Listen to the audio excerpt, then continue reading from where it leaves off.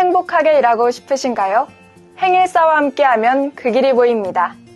안녕하세요. 행일사 리포터 강나연입니다. 구독자 여러분 반갑습니다. 대한민국 소방안전 분야 최고건이자 김염래 박사님을 모셨습니다. 소방안전 분야에서 오랫동안 소방을 함께한 아주 행복한 소방인 김염래입니다. 소방설비기사 자격증을 취득하면 주로 어떤 분야에 진출하게 될까요? 네, 소방 분야는 사실은 법으로 정해져 있어요.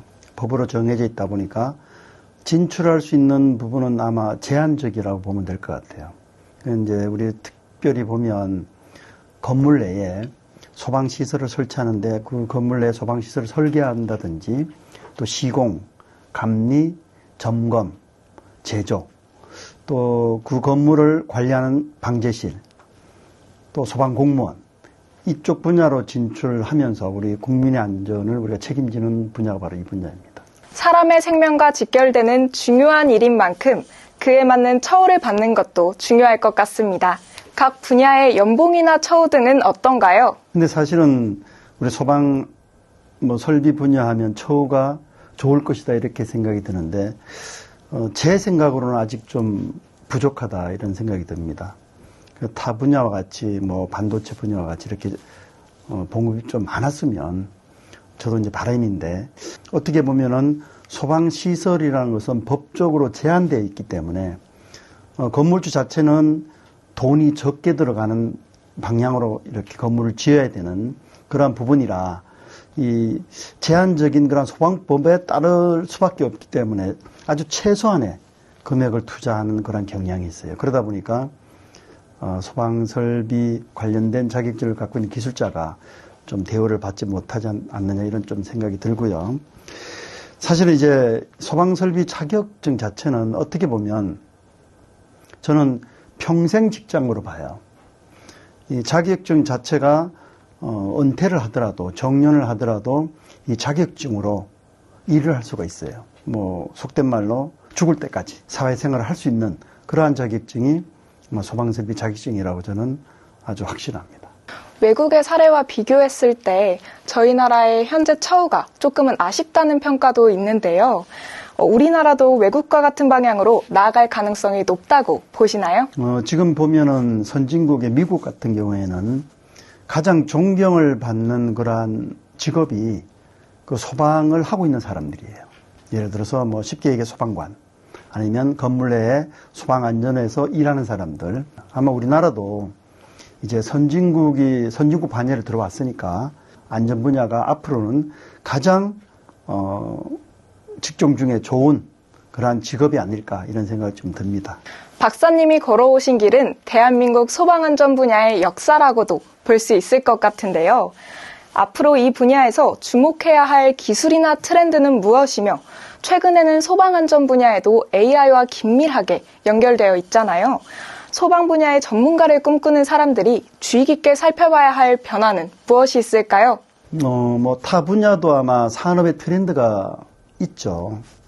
지금 이제 앞으로 계속적으로 발전되어 가는 부분이 자동화, IT, 또 드론, 아니면 로봇, 이런 부분들이 이제 그 트렌드가 되어 가는데 우리 소방 산업도 마찬가지예요.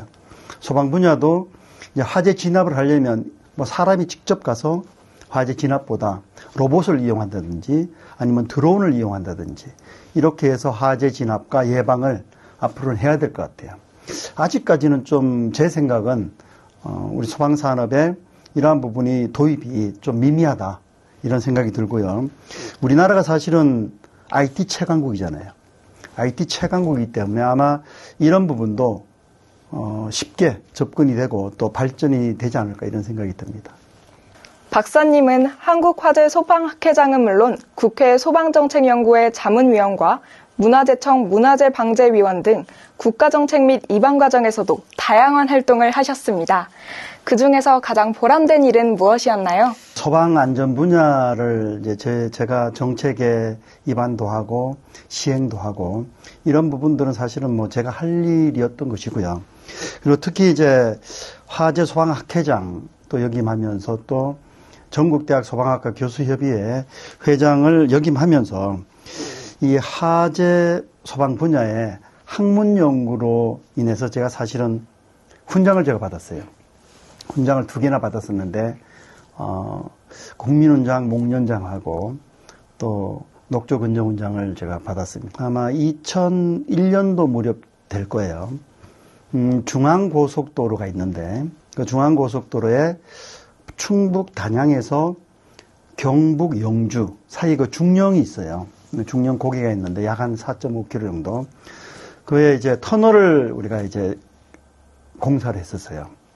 도로공사에서 공사를 했는데 그쪽에 들어가야 될 그런 소화 설비가 물분무 소화 설비라는 것이 국내 최초로 이제 설치를 하게 됐는데 그때 제가 그 물분무 설비를 설계를 하고 또 시공을 했던 소방에 관련된 일이 있었어요. 사실 그 부분이 지금까지도 저에게는 가장 기억에 남고 또 두고두고 또 자랑거리가 아닌가 이렇게 좀 생각이 들어요. 미리 막을 수 있었는데 막지 못해 참 가슴이 아팠던 화재 참사들도 있었습니다. 전문가로서 자괴감이 들었던 순간이 있을까요? 참 안타까운 일이었죠. 2008년에 그 국보 1호인 숭례문 화재가 발생됐을 때 그때 중계를 다 해줬었거든요. 그 숭례문이 전소가 되는 것을. 우리가 사실은 국보 1호라면 우리 국가의 보물인데 이걸 지키지 못했다는 것. 화재로 전소가 됐다는 것은 굉장히 가슴 아픈 그런 일이었어요. 이 방화를 막을 수 있는 방법은 많았었거든요. 그런 것을 막지 못했다는 것이 저에게는 소방을 하는 사람한테는 아주 큰 자괴감이었다 이렇게 생각이 들어요. 네, 저도 그때 참 마음이 아팠는데요. 문화재청 방재 시스템 구축 사업 현장 점검 관리 위원 위촉을 하셨을 때 어떤 일들을 하셨나요? 사실은 이제 그때 숭례문 화재 이후에 우리나라에 있는 보물 또 국보 이러한 목조 문화재를 그 이후에 문화재청에서 소화 설비를 다 설치해라 라는 것이 법으로 정해졌어요.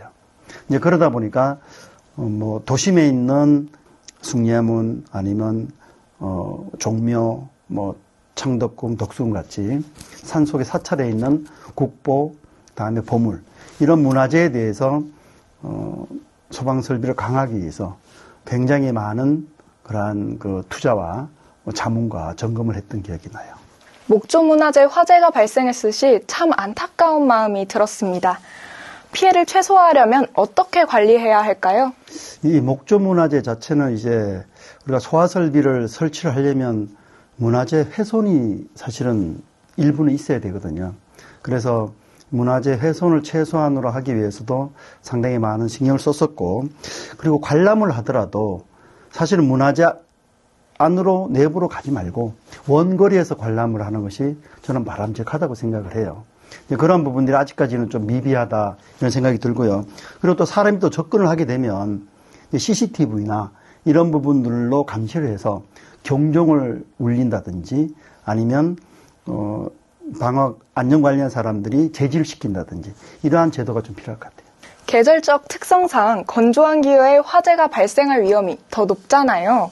건조한 기후가 지속될 때 목조 문화재 화재 예방 차원에서 특별히 관리해야 할 부분이 있을까요? 네, 특히 이제 봄철 같으면 아무래도 이제 건조한 날씨고 또 계절적으로 바람도 많이 불고 해서 산불이 상당히 많이 발생이 돼요. 사찰 같은 경우에는 산속에 있거든요.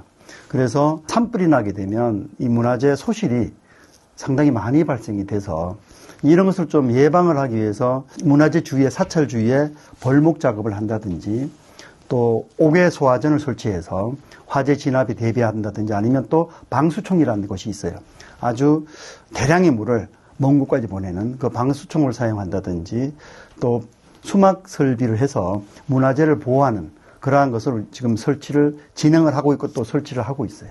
문화재 방재를 점검할 때 주의 깊게 살펴봐야 할 부분이 있을까요? 이제 구축된 이 방재 시스템에서 사실은 이제 화재가 났을 때 어떻게 알려줄까 하는 부분들이 중요하거든요.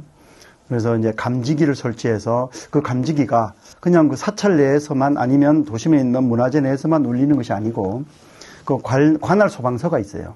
그 관할 소방서에 화재 속보 설비를 설치해서 바로 관할 소방서에서도 알 수 있게끔 각 사찰에 다 설치를 하고 있고요.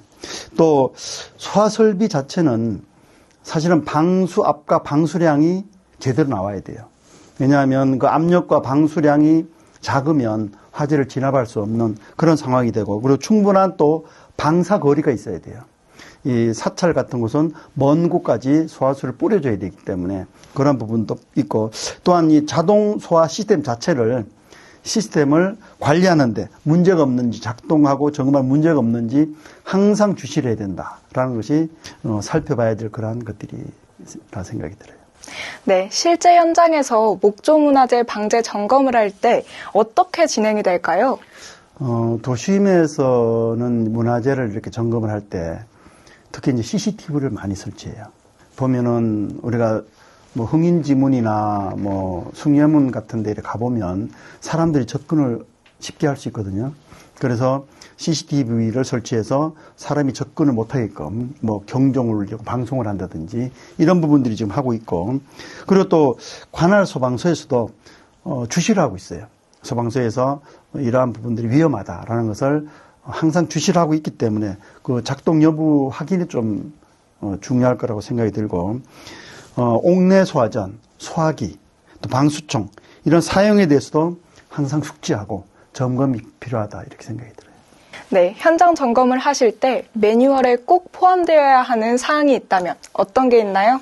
사실은 이제 문화재 자체는 이윤이 쉽게 이루어져야 돼요. 예를 들어서 물론 이제 설치되어 있는 문화재는 이윤이 좀 불가능하지만, 그렇지 않고 뭐 그림이라든지 이런 부분들은 쉽게 이윤할 수 있게끔 할 수 있는 방법을 좀 강구하는 것이 좋을 것 같고, 또 자위소방대 구축 이런 것도 중요하거든요.